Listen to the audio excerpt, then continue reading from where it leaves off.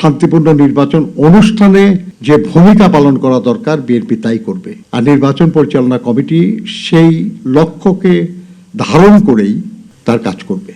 BNP আমাদের নেতা জনাব তারেক রহমান সাহেব 17 বছর পরে দেশে ফিরে এক বিশাল গণসম্বর্ধনা অনুষ্ঠানে যে বক্তব্য রেখেছেন আপনারা শুনেছেন। সেটা বারবার তিনি শান্তির কথা বলেছেন, বারবার তিনি সমঝোতার কথা বলেছেন। কাজে আমরা একটা শান্তিপূর্ণ নির্বাচন আশা করি এবং একটা শান্তিপূর্ণ নির্বাচন অনুষ্ঠানে যে ভূমিকা পালন করা দরকার বিএনপি তাই করবে। আর নির্বাচন পরিচালনা কমিটি সেই লক্ষ্যকে ধারণ করেই তার কাজ করবে।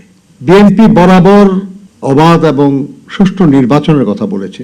সেজন্যই আমাদের দল এবং দল কর্তৃক গঠিত নির্বাচন পরিচালনা কমিটি অবাধ সুষ্ঠু নির্বাচনের জন্যই কাজ করবে।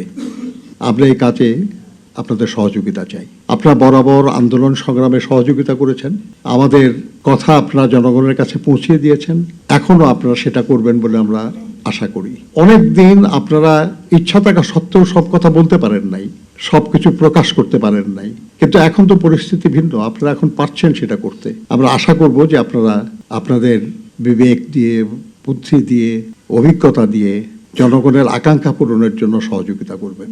এদেশের মানুষ মহান মুক্তিযুদ্ধের মাধ্যমে স্বাধীনতা অর্জন করেছে, বারবার গণতন্ত্রের জন্য জীবন দিয়েছে, গুম হয়েছে, খুন হয়েছে, নিপীড়িত হয়েছে, নিগৃহীত হয়েছে, পালিয়ে বেরিয়েছে।